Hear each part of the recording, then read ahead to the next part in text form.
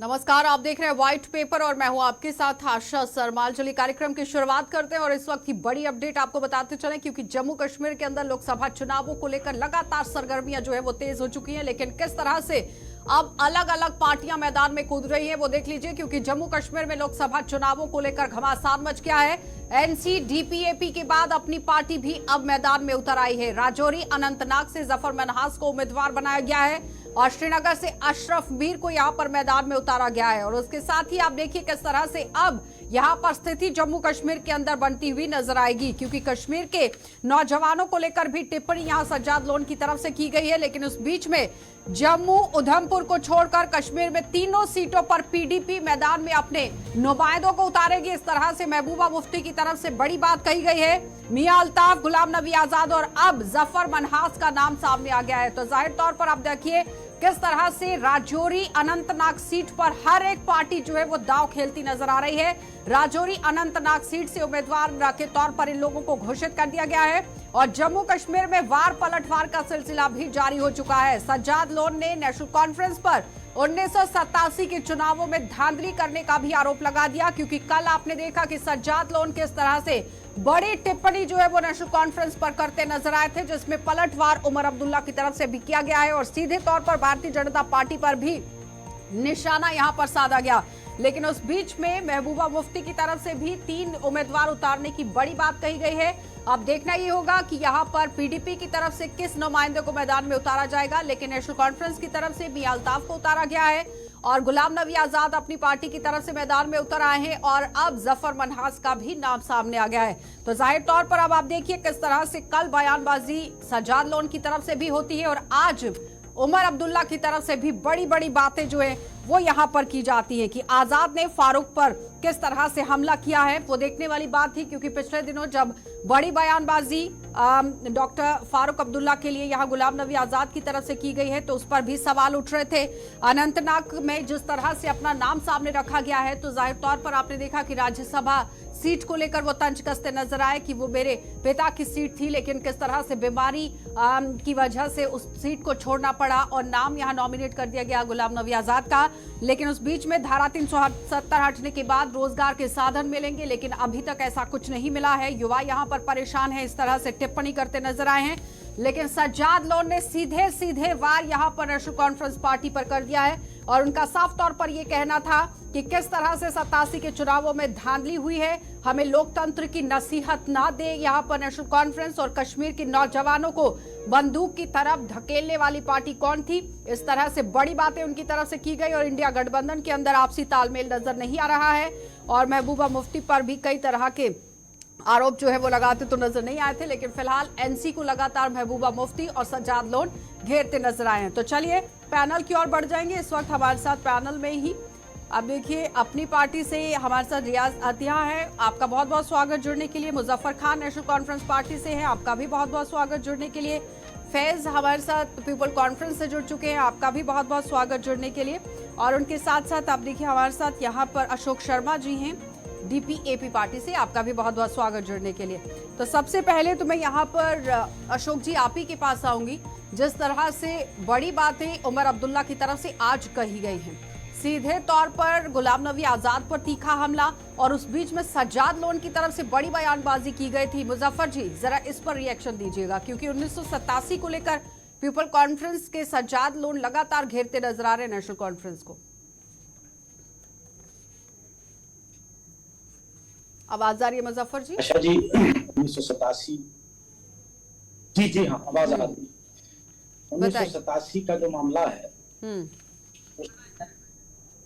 उसमें अगर आप ये कहें कि नेशनल कॉन्फ्रेंस का कोई रोल था या जो हालात खराब होने में नेशनल कॉन्फ्रेंस का कोई रोल था, तो मैं उसको बिल्कुल मानने के लिए तैयार नहीं। 1987 और 88 में अगर आप फारूक साहब की हैसियत एक चीफ मिनिस्टर उनकी जितनी भी स्पीचेस हैं उनको आप सुनोगे तो उन्होंने नौजवानों को ये तरकीब दी है कि आप तशद्दुद का रास्ता इख्तियार मत करो। और कभी भी नेशनल कॉन्फ्रेंस ने कभी भी तशद्दुद की तरफ लोगों को न तो माइल किया, बल्कि ये सब जानते हैं कि कौन सी पार्टी किन लोगों ने नौजवानों को तशद्दुद की तरफ माइल किया था। रहा सवाल बयानबाजी का, मुझे नहीं लगता कि उमर साहब ने कोई नई बात कही है। उमर साहब ने जो उनका स्टैंड है, पार्टी का जो स्टैंड है 370 को लेकर, एब्रोगेशन ऑफ आर्टिकल 370 और स्टेट की एब्रोगेशन का जो स्टैंड, प्रिंसिपल स्टैंड हमारा है, हम उसी पर कायम है कि वो गलत हुआ। 5 अगस्त 2019 को जो भी हुआ वो गलत हुआ। रियासत को यूनियन टेरिटरी में बदलना गलत हुआ, 370 की एब्रोगेशन गलत हुआ। वो हमारा स्टैंड है और हमने लोगों के पास रखा है। जमहूरियत में सबसे बड़ी ताकत जवाब दीजिए। वो कह रहे हैं कि सज्जाद लोन किस तरह से आरोप लगा रहे हैं, ऐसा कुछ भी नहीं था। नहीं, ऐसा मैं नहीं समझता हूँ कि तशद्दुद की वजह जो है वो। फैज जी आवाज आ रही है? बाकी रहा, जवाब दीजिएगा। उन दिनों ठीक है मुजफ्फर जी, सिलसिला था। फैज जी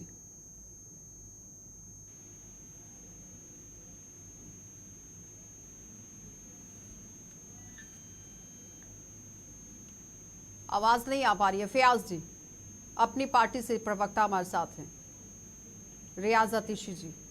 हाँ जी, आवाज आ रही है मेरी आपको? जी जी जी। तो जो जैसे हमारे अभी नेशनल कॉन्फ्रेंस के पैनलिस्ट हैं, तो इनकी दलील तो हमने सुन ली। ये दलीलें हम पिछले काफी टाइम से सुन रहे हैं। तो अनफॉर्चुनेटली इनकी आवाज ज्यादा साफ नहीं है। जैसे इनकी पार्टी का विजन साफ नहीं है, वैसे इनकी आवाज भी ज्यादा साफ नहीं है। बट इतना मैं समझ पा रहा हूँ कि ये एज यूजुअल जो इनके पुराने ट्रेड्स हैं, they are very famous in tagging people, they are very famous in labelling people, because इनके पास ऑन मेरिट कुछ बोलने के लिए तो है नहीं। ठीक है, जिस टाइम पे इनके वाइस प्रेसिडेंट उमर अब्दुल्ला साहब, जिनका पॉलिटिकल बर्थ जो है 1999 में बीजेपी की सरकार, एनडीए की सरकार में हुआ एज फॉरेन मिनिस्टर, तब बीजेपी नाकारा नहीं थी, तब BJP everything was fine with them. ठीक है, उसके बाद आज when they have nothing to say about, when there is no merit, then the only thing they can do is they can tag and then call A team, B team, C team. Please ask them for God's sake, what team are they? ये किस team से belong करते हैं? मुजफ्फर जी जवाब दीजिए। Gentleman here who is still getting instructions from his masters that we are just Kashmir team. So they can call us as much as they want. ठीक है, मुजफ्फर जी जवाब दीजिए। वो कह रहे हैं कि ए टीम बी टीम कहा जा रहा है, वो आप खुद बताइए कौन सी टीम से हैं, क्योंकि वो कश्मीर की टीम से। ये तो लोग बताएंगे इनको इलेक्शन में, हमें भी बताएंगे लोग कि हम टीम के हैं, और जो बाकी जितनी भी टीमें हैं उनको लोग, आज वो दौर नहीं है कि आप मेरे कहने से कोई ये टीम बी टीम बनेगी। आज लोग आम जो है, पब्लिक जो है, वो पब्लिक सब कुछ जानती है। आज जो छोटा बच्चा है उसको भी पता है, एग्जैक्टली आज जो छोटा बच्चा है उसको भी पता है, को पता है। ये पिछले 30 साल से लोग कोई चीज बनाते आए हैं, बट एक एक ऊपर वाले की मदद से आज के टाइम पे दैट थिंग विल ठीक है। Not work. रियाज जी लोगों को हाँ ठीक है, मेरे गेस्ट वेट कर रहे हैं। ठीक है, आ रही हूँ वापस। रियाज जी आपकी पार्टी को लेकर भी काफी तरीके से तंज जो है वो उमर अब्दुल्ला की तरफ से कसे गए। बताने की जरूरत नहीं रही। काफी टाइम से मैं सुन रहा हूँ। अभी ये नेशनल कॉन्फ्रेंस के जो प्रवक्ता हैं जो कह रहे थे, वो हमारे पे भी जो टैग लगा रहे हैं एबीसी टीम का, मैं ये बताना चाहता हूँ इनसे, आप ये पूछिए, जब नेशनल कॉन्फ्रेंस बीजेपी के 2 यहाँ विधायक हुआ करते थे जम्मू के अंदर, तब से कोलिशन में, अलायंस में एक दूसरे के साथ रहते थे। उसके बाद जब ये गुपकार अलायंस बनाया, उसके बाद लेह लद्दाख करके वाली साइड में कौंसिल के इलेक्शन हुए भी, नेशनल कॉन्फ्रेंस बीजेपी के साथ में थी उस टाइम। ये कौन सी टीम है? ये ए टीम है या बी या सी है? जब उमर अब्दुल्ला को पॉलिटिकली लॉन्च करना था जम्मू कश्मीर में, वो बीजेपी के हाथों से इन्होंने उद्घाटन करवाया था उस टाइम, तो उमर अब्दुल्ला को कौन सी टीम में रखेंगे ये? अभी रिसेंटली फारूक अब्दुल्ला कई बार बीजेपी के टॉप लीडर से मिलते रहे दिल्ली में जाके, तो अगर उनसे कहेंगे उनको कौन सा नाम दे, हम किस टीम का नाम दे हम? ये बौखलाहट है, इसके अलावा कुछ भी नहीं है। नेशनल कॉन्फ्रेंस से जो करना था आज तक वो कर चुकी है। जम्मू कश्मीर की जनता, यहाँ का नौजवान, यहाँ का बुजुर्ग, यहाँ की औरत, यहाँ का मर्द सब समझ चुके हैं। अब जो इनके जो खोखले वादे थे वो सब खत्म हो चुके हैं। उमर अब्दुल्ला की लॉन्चिंग को लेकर वो बात कर रहे हैं, उसके बाद एमएलए को लेकर बात कर रहे हैं। 370 लेके गुजरात का इलेक्शन लड़ा गया था कि वापस लाएंगे। बाद में इन्हीं के जो बीडीसी है वो प्रोटेस्ट किस चीज के लिए कर रहे थे कि हमारा वेतन बढ़ाया जाए। ठीक है रियाज जी, जवाब ले लीजिए। नई पार्टी है, अब इलेक्शन लड़ो, खुद ही पता चल जाएगा।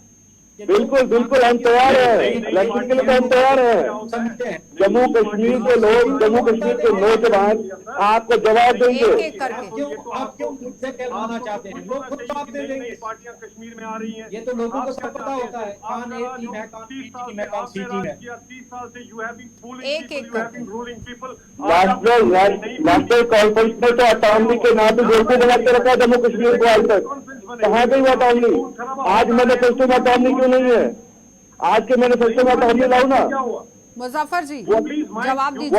अटॉर्नी कहाँ गई? अटॉर्नी जिससे मेरे बाप दादा ने हमारे जम्मू कश्मीर के लोगों ने वोट डाला था, वो अटॉर्नी कहाँ गई? फैज जी आ रही हूँ, जवाब ले लीजिए। रेजोल्यूशन पास करके सेंटर को सबमिट किया है। आपकी किसी पार्टी ने उसमें कोई रोल नहीं अदा किया। नेशनल कॉन्फ्रेंस है 97 में रेजोल्यूशन असेंबली से अरे किस चीज का? डेट्स की तो किस चीज का? बात ही ना करें। It is better for you if you don't talk about dates, because if I start opening my mouth about dates, then I will ask you a question, and every citizen of Kashmir asks you a question. Please answer about 1987. So you don't talk about dates to me. We will start talking about the dates. Tell us about 1987. Tell us about 1991. Muzaffar जी जवाब दीजिए। Tell us about 2002. Tell us about 2008, 2014. You're talking about dates to me? Muzaffar जी आवाज आ रही है? ये मुजफ्फर जी के साथ संपर्क जम्मू कीजिए। कश्मीर के लोग, जम्मू कश्मीर के लोग पोता के हफ्ता को आज तक नहीं भूल पाए। जम्मू कश्मीर के लोग पोता को अभी तक भूल नहीं पाए। जम्मू कश्मीर के लोग, जो नेशनल कॉन्फ्रेंस की देन थी। लेकिन सबसे बड़ा सवाल फैज यहाँ पर ये है, शायद संपर्क नहीं हो पा रहा है हमारा मुजफ्फर जी के साथ। प्लीज एक बार फिर से संपर्क साधिए इनसे, क्योंकि जवाब लेना बहुत जरूरी है पार्टी के प्रवक्ता से, क्योंकि संगीन आरोप अगर विपक्षी पार्टियां लगा रही हैं तो जवाब लेना बनता है। लेकिन फैज जी, हाँ मुजफ्फर जी जवाब दीजिए। जी आशा जी, मैंने कहा बी टीम या सी टीम नहीं कहते हैं, लोग कह रहे हैं। वो ये लोगों को जवाब देंगे, लोग किनको जवाब देंगे? हम तो किसी को नहीं कहते हैं कि कौन सी ए टीम बी टीम के, तो लोगों का आप सोशल मीडिया पर चेक करोगे। 1987 की बात कर रहे हैं, 2002 की बात कर रहे हैं, 2008 की बात कर रहे हैं, कई डेट्स आपको गिनवा रहे हैं मुजफ्फर जी।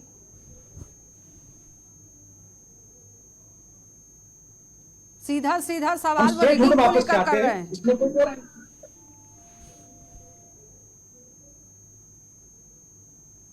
हेलो मुजफ्फर जी। हेलो जी आशा जी, मुझे लगता है कोई नेटवर्क प्रॉब्लम है। मुझे आपकी आवाज आ रही है मुजफ्फर जी, आप बोलिए प्लीज। 96 में भी क्लियर था, 96 में भी हमारा यही स्टैंड था कि हमें ऑटोनॉमी दी जाए। आज भी हमारा वही स्टैंड है कि article 370 along with all autonomy जितनी हमारी थी उनको रिस्टोर किया जाए और हमारी स्टेट को रिस्टोर किया जाए। अब बहुत सारी पार्टियां यहाँ ऐसी हैं जो बिल्कुल मतलब पब्लिक के सामने जब जाते हैं तो कुछ और बात करते हैं, स्टैंड उनका कुछ और है। फैज जी हो गया ये अटॉर्नी मेरे परदादा से स्टार्ट हो गया था, मेरा बच्चा भी आ गया। अभी अटॉर्नी का कहीं दूर दूर तक नाम नहीं है। चलिए रुकेंगे एक छोटे से ब्रेक के लिए, जल्द वापस लौटेंगे। आप देखते रहिए गुलिस्तान न्यूज। चलिए, तो उमर अब्दुल्ला की तरफ से जिस तरह से गुलाम नबी आजाद की पार्टी पर निशाना साधा गया, अपनी पार्टी पर निशाना यहां पर साधा गया है। वो कह रहे हैं कि अपने अपने नुमाइंदे यहां पर उतारे जा रहे हैं, लेकिन जीतने की संभावना नहीं है। सीधा सीधा तंज उन्होंने गुलाम नबी आजाद को लेकर भी कसा था, लेकिन उसके साथ अपनी पार्टी को लेकर भी बात कही। रियाज आपके पास आऊंगी सबसे पहले। तो जिस तरह से तंज आज वो कस रहे थे उमर अब्दुल्ला, वो कह रहे हैं कि बेशक नुमाइंदे उतारे जा रहे हैं लेकिन जीत की कोई संभावना नहीं है। मोहतरमा, मैं सबसे पहले आपको बताऊं कि नेशनल कॉन्फ्रेंस इस टाइम बौखलाहट में आ चुकी है। नेशनल कॉन्फ्रेंस को मालूम है कि जम्मू कश्मीर का नौजवान, जम्मू कश्मीर का बुजुर्ग, जम्मू कश्मीर की बेटी, जम्मू कश्मीर की बहन वो समझ चुकी है। नेशनल कॉन्फ्रेंस में कश्मीर में हर जगह कब्रिस्तान बना के रखा है आज तक। ठीक है, कितने नौजवान इनके दौरान हुकूमत में चले गए जम्मू कश्मीर से। अब ये लोग अच्छे से जानते हैं कि आने वाला टाइम इनका नहीं है। जहां तक सीट करा, जहां हमारा उम्मीदवार है, इंशाल्लाह उसकी जीत होगी और अच्छे मार्जिन से जीत होगी। और जिस टाइम काउंटिंग होगी फिर मैं आपकी डिबेट में बैठकर और यही चीज मैं आपको जरूर बताऊंगा। नेशनल कॉन्फ्रेंस को तो कैंडिडेट अभी तक कोई तैयार नहीं हो रहा था यहाँ पे लड़ने के लिए। रही बात आने वाले टाइम में इंशाल्लाह, जहां तक जम्मू कश्मीर अपनी पार्टी का सवाल है, अच्छे मार्जिन से अच्छे वोट लेकर जरूर कामयाब हो। मुजफ्फर जी जवाब दीजिएगा इस पर।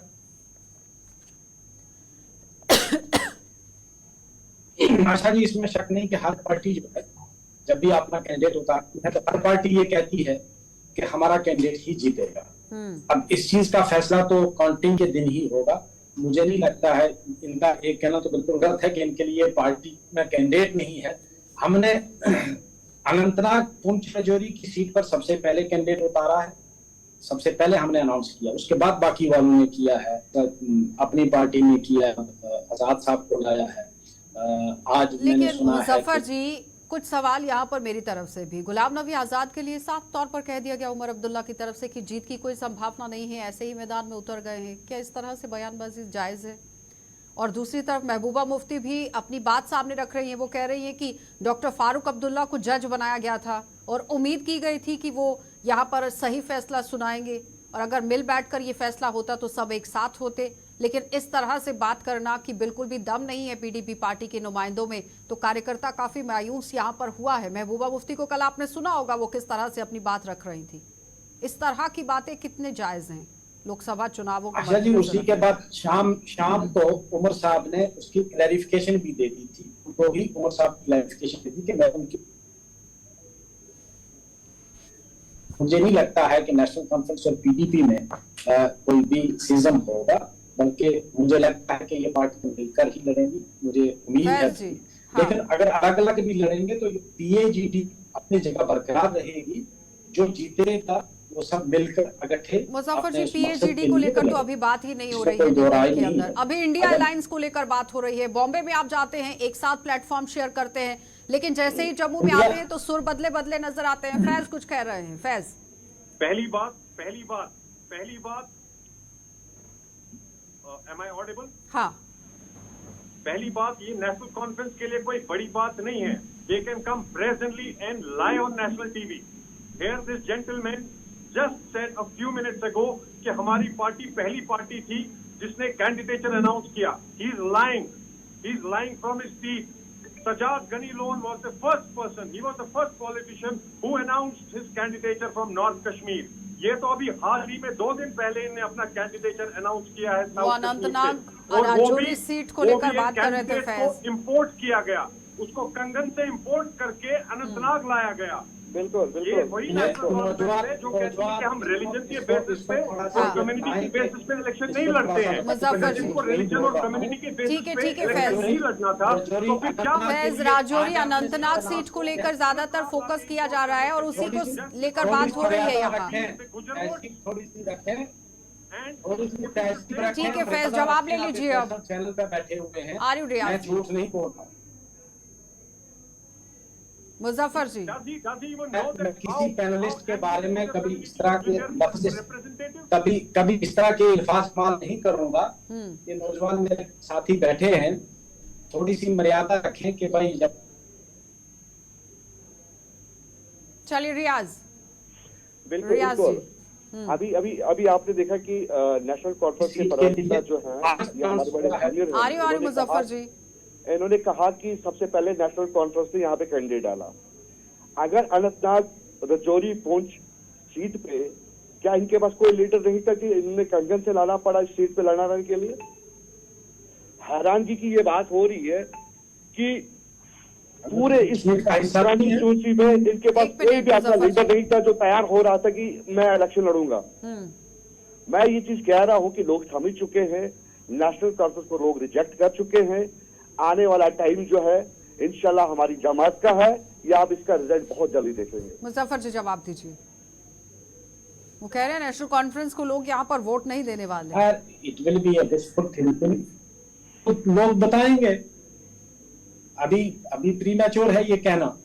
मैं तो कहूंगा कि सब कॉन्फ्रेंस को वोट देंगे, कांग्रेस वाले कहेंगे सब लोग कांग्रेस को देंगे, पीडीपी वाले कहेंगे पीडीपी वालों को देंगे। अब ये तो लोगों ने फैसला करना है। और ये है ना कि नेशनल कॉन्फ्रेंस से बेहतर किसके पास एजेंडा है। नेशनल कॉन्फ्रेंस ने जितना फाइट किया जम्मू कश्मीर पार्टी में, जितनी भी पार्टियां रही हैं यहाँ, उन्होंने धोखा दिया लोगों को।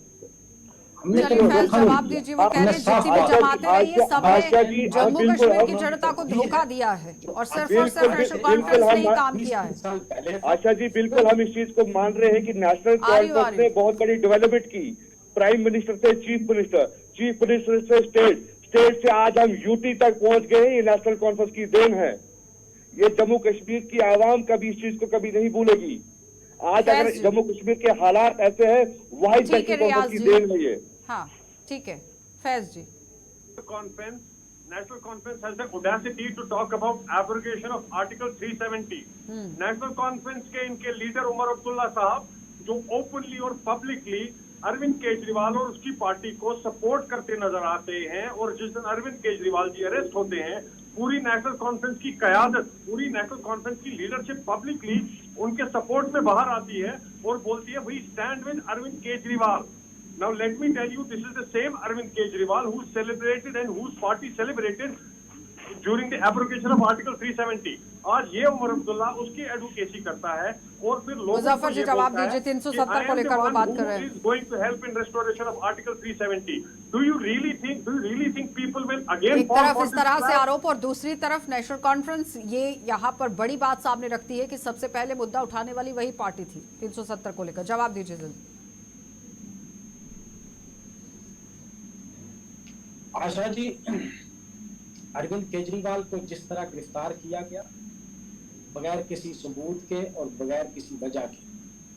अरे जनाब, वो आप अरविंद केजरीवाल के दर्द में बात नहीं कर रहे थे, बिकॉज अरविंद केजरीवाल के दर्द में आपको अपने प्रेसिडेंट की शक्ल दी, वही प्रेसिडेंट जो आज जवाब ले लीजिए स्कैम में जिसपे इल्जाम लगे हैं और वो क्यों जेल से बाहर है, ये पूरी दुनिया को पता है।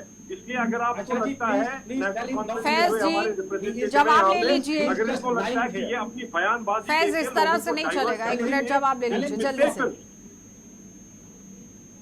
हाँ मुजफ्फर जी। Tell him to stop when I am speaking, at least don't interrupt me. हो गया। अरविंद केजरीवाल इस तरह से गैर आईनी तरीके से गिरफ्तार किया गया, हम उसके खिलाफ हैं। उस वक्त हमने, हमारी पार्टी ने, उमर अब्दुल्ला ने उसकी मुखालफत की, लेकिन उसका मतलब ये नहीं कि वो कोई हमारा दुश्मन हो गया। आज उसके साथ ज्यादती हुई है, हम उसके साथ खड़े हैं। कल किसी और अपोजिशन के साथ ज्यादती होगी, हम उसके साथ रियाज जी ठीक है। मैं एक चीज पूछ रहा हूँ, मैं एक चीज नेशनल कॉन्फ्रेंस के प्रवक्ता से एक सवाल करना चाहता हूँ। इंडिया अलायंस की जहां तक ये बात कर रहे हैं, ये जानते हैं कि एक केस रसाना में, कठुआ में एक केस हुआ था जिसमें ज्योतिलाल सिंह को उस टाइम मंत्रीशिप से हटाया गया था। आज इनकी जमात ज्योतिलाल सिंह की इंडिया अलायंस में कैसे सपोर्ट करेगी? जरा इसका मुझे जवाब देंगे? ये तो तब बड़ा अपोज कर रहे थे उस चीज को। लेकिन उसमें सीबीआई की जांच भी हुई थी रियाज जी। बिल्कुल जांच हुई थी। जवाब दीजिएगा। जब उस टाइम नेशनल कॉन्फ्रेंस अपोज कर रही थी लाल सिंह को, आज वो उनके साथ रह कर कैंपेन कैसे करेंगे? जरा ये बताइए लोगों को। लेकिन जांच तो हुई ना, जांच तो हुई थी। मुजफ्फर जी जल्दी से जवाब दीजिएगा, वाइंड अप करना मुझे। कांग्रेस ज्वाइन की। हाँ कांग्रेस के वो कैंडिडेट हैं। हम इस वक्त इंडिया अलायंस के साथ, चलिए बहुत बहुत धन्यवाद जुड़ने के लिए मुजफ्फर जी। फैज जी आपका भी धन्यवाद, रियाज जी आपका भी। तो फिलहाल आपने देखा कि तकनीकी खराबी तो थी, लेकिन जितना भी सुन पाए हैं उतना आप देखिए नेशनल कॉन्फ्रेंस पार्टी की तरफ से जिस तरह से सारी पार्टियों को निशाना बनाया गया है, लेकिन सारी पार्टियां अब नेशनल कॉन्फ्रेंस पर हमलावर हैं। आप देखते रहिए कार्यक्रम।